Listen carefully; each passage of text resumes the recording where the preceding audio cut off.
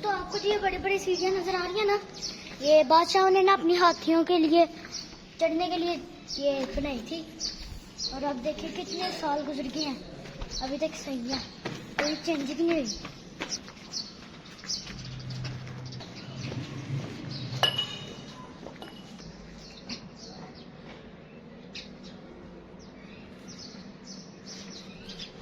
दोस्तों ये सीढ़ियाँ चढ़ते ही हमें एक सुरंग नजर आई और इस सुरंग के अंदर से बहुत ठंडी हवाएं आ रही है।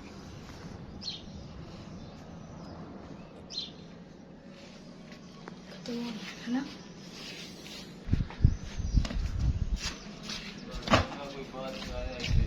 अभी हम शाही किले के मेन छत पर आ गए हैं। तो मैं कभी कभी सोचता हूँ, वो हैरान भी हो जाता हूँ बहुत ज्यादा कि जो ये जो नक्शा बनाया शाही किले का, ये किसने बनाया और कैसे बनाया।